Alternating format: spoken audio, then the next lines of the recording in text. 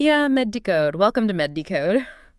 Okay, so today we're diving deep into something you literally cannot escape online. Protein. I mean, you scroll for 2 minutes and bam, some influencer's pushing like 200 grams a day. Yeah, it's intense. 200 grams. Yeah, That's like trying to eat 7 decent-sized steaks in 24 hours. It's kind of wild.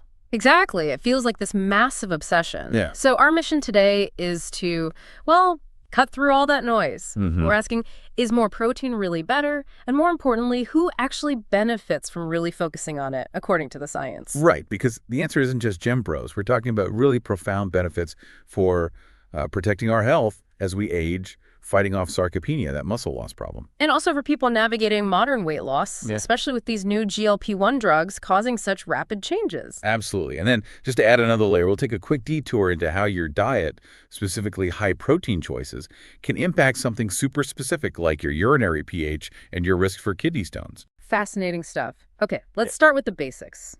The hype versus the reality. Let's do it. You know, protein has this golden reputation, doesn't it? Carbs, fats, they've been villains, heroes, back and forth. But protein, always the good guy. That's true. It has this sort of historical halo effect, which probably fuels the current craze. Yeah, I think so. But if you look at the actual science, the standard recommendation, the RDA, it's pretty modest. Most healthy adults really only need about 0.8 grams of protein per kilogram of body weight each day. 0.8.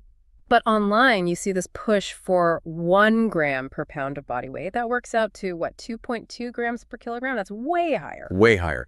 Almost triple the basic need. And that 2.2 number, well, that's more of an old school bodybuilding benchmark, not really a general health target for most people. Okay, so where does the real science land on this, especially for people actually working out, lifting weights? Right, so researchers dug into this. They did a big systematic review, looked at lots of studies on healthy adults doing resistance training, and they found something really critical: a plateau. A plateau, meaning the benefits just...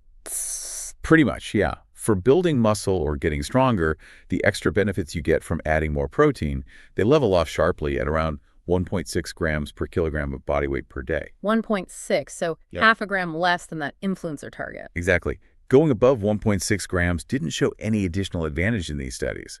So if you're hitting that 1.6 mark, pushing higher to, say, 2.0 or 2.2 grams per kilo. It's just wasteful. Essentially, yes. Right. Your body isn't likely using that extra protein to build more muscle. It's probably just breaking it down for energy. Yeah. Or, well, you're paying for expensive pee. Okay, so for the average person, you know, reasonably active, eating a balanced diet with good protein sources like fish, beans, meat, eggs. For those folks, yeah, buying tubs of protein powder is often just unnecessary expense. You're likely getting enough. Right. Okay, so we've kind of busted the myth for the average gym goer. But now let's pivot, because there are people who critically need more protein, right? Absolutely. And this is where the focus shifts from just gaining muscle to preventing loss. And that brings us to sarcopenia. Sarcopenia, that's the age-related muscle loss, the one that can really impact older adults' independence. Precisely. It's that slow, gradual decline in muscle mass, strength, and function. It's a serious issue for our parents, our grandparents. It affects their ability to just live their daily lives. And you mentioned older adults need more protein just to maintain. Why is that? They're not trying to become bodybuilders. It's this concept called anabolic resistance. Basically, as we get older, our muscles become less sensitive to the signals that tell them to build or repair themselves. Protein is one of those key signals. Now, they need a louder signal, more protein, just to get the same maintenance effect a younger person gets with less. Exactly. They need a higher dose, you could say, just to keep the muscle they have. Okay, let's talk about that study on older women. The results seem pretty striking for what sounds like only a moderate protein increase. Yeah, it was quite significant.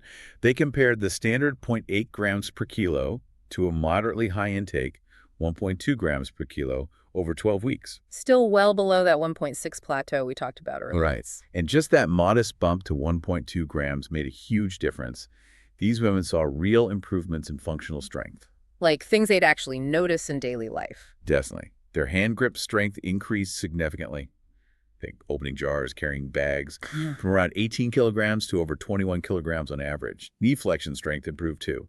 And they actually saw increases in the muscle cross-sectional area in their legs. So more muscle, more strength, but there was a bonus, wasn't there? Something about fat loss. Yes. And this was really interesting. That same 1.2 kilogram protein intake also led to significant reductions in body fat and waist circumference.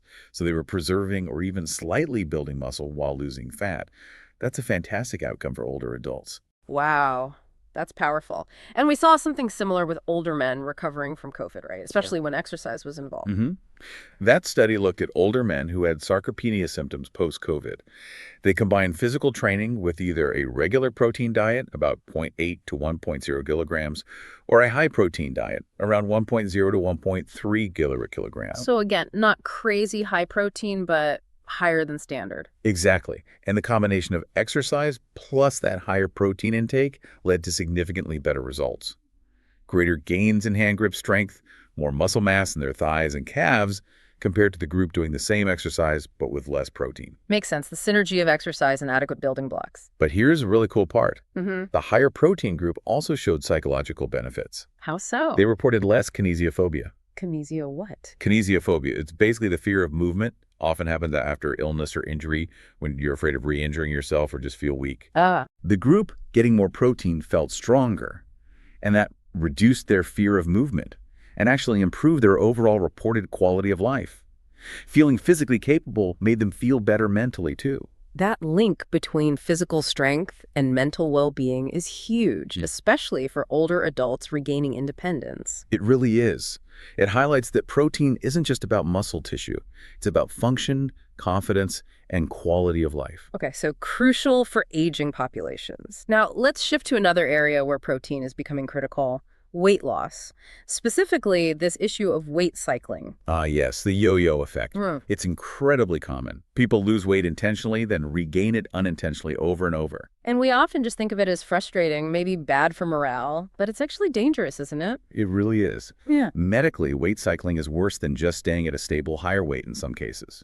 It seems to amplify the risks associated with obesity, increasing the odds of developing diabetes, having a stroke, or a heart attack. That's serious. And I imagine it costs a lot, too, in terms of healthcare down the line. Immense amounts. The studies show that people who manage to lose weight and keep it off the non-cyclers have significantly better health outcomes. We're talking more quality-adjusted life years, or QALYs. QAYs, that's a measure of both lifespan and quality of life, right? Exactly. And avoiding that yo-yo cycle saves thousands of dollars per patient in healthcare costs simply by preventing those extra complications. So maintenance is key, not just loss. Which brings us to these new weight loss drugs, the GLP-1s like Wegovy or Ozempic. They're incredibly popular, causing rapid weight loss. But there's a catch. A big catch. When you lose weight that quickly, you don't just lose fat. You inevitably lose lean body mass to too valuable muscle. And losing muscle. Well, that sounds like it sets you up for problems. Lower metabolism, maybe easier regain, back into the cycle. Precisely. Losing muscle makes it harder to keep the weight off long-term and can worsen your body composition. This is where protein steps in again, but in a different role as a shield. A shield. So using protein strategically during or after weight loss from these drugs. Yes. Specifically, using high-protein oral nutritional supplements, HPONS, is now being recommended as part of the maintenance strategy after the initial weight loss phase, say, with GLP-1s. Wait, so these aren't just like Ensure for old folks, these are specific high-protein formulas being used medically. Well, yes, they can be similar products, but used very strategically here. The goal is clear: lose the fat, but hang on to the muscle. Protein helps achieve that. Does it actually work? And is it cost-effective? Because supplements can be pricey. The data suggests it's highly cost-effective. When you look at the cost per QALY gained by adding HPONS for weight maintenance, it's well below the thresholds typically used in the U.S. to determine value in healthcare. So spending a bit on targeted protein supplements saves a lot more in the long run by preventing muscle loss and the costs of weight regain and related health problems. That's the conclusion, yes. Yeah. It's an investment in maintaining the benefits of the weight loss and avoiding that damaging yo-yo cycle. Okay, that's a really important angle, especially with how common these drugs are becoming. Right. Final segment. Let's take that sharp detour you mentioned. Diet affecting urinary pH and kidney stones. How does that work? It's pretty direct, actually. Kidney stones are basically crystals that form in your urine. And whether they form depends heavily on the urine's pH, how acidic or alkaline it is. Okay. Different types of stones form under different conditions. For example, calcium phosphate stones, like alkaline urine, a higher pH. But uric acid stones, common in people with gout or high-protein diets, prefer acidic urine, a lower pH. So if you know what kind of stones you're prone to, you might want to shift your urine pH. Exactly. If you form acidic stones, like uric acid stones, the goal is alkalinization, raising the urine pH. And how do you do that with diet? Besides medications like sodium bicarbonate, which I guess makes sense. Diet can be surprisingly powerful. The most effective dietary approach found in reviews for raising pH, a lacto-ovo-vegetarian diet. Vegetarian diet makes urine more alkaline. Why? Because fruits and vegetables are generally rich in potassium and alkaline precursors, which get excreted and raise urine pH. Interestingly, orange juice was found to be more effective at raising pH than lemonade, despite lemonade often being recommended for citrate. Huh. Good to know. OJ over lemonade. What about the other way? If you need to make urine more acidic, maybe for those calcium phosphate stones. Right, for acidification, lowering the pH. Pharmaceuticals like ammonium chloride work, but diet plays a huge role too, the main driver. A high-protein diet. Ah, so the very thing we've been talking about. High protein makes urine acidic. Yes, particularly animal protein. It contains sulfur-containing amino acids, like methionine. When your body metabolizes these, it produces acid, which lowers urine pH. This is also why ketogenic diets and even just fasting tend to make urine more acidic. What about things like cranberry juice or apple cider vinegar? People swear by those for various urinary things. Cranberry juice does seem to consistently lower urine pH, so it could potentially help prevent alkaline stones. Apple cider vinegar. Well, it's popular, but the research on its effect on urine pH is pretty inconsistent. Sometimes it lowers it, sometimes not. So the big takeaway here is that what you eat vegetarian versus high protein, for instance, directly changes your internal chemistry in a measurable way that impacts disease risk. Precisely. It's a clear example of how food choices have physiological consequences right down to the microscopic level of your urine's pH. Okay, wow. We covered a lot of ground there, from gym hype to aging parents to kidney stones. Let's try and wrap this up with the key takeaways. Sounds good. 3 main points to remember, I think. Go for it. What's number 1? First, for most healthy, active people, the extreme protein hype is just that hype. The benefits for muscle gain really plateau around 1.6 grams per kilogram per day. Pushing higher is likely just wasting money and effort. Okay, plateau at 1.6. Right. Got it. Second, protein isn't just optional fuel. It's essential protection, especially as we age. For older adults fighting sarcopenia, aiming for around 1.2 grams per kilogram daily is crucial to combat anabolic resistance and maintain strength, function, and independence. 1.2 for preserving muscle in aging. Makes sense. And the third.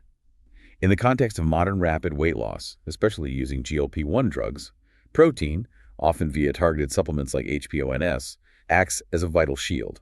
It helps ensure you lose fat, not precious muscle, making the weight loss more sustainable and preventing that costly, unhealthy yo-yo cycle.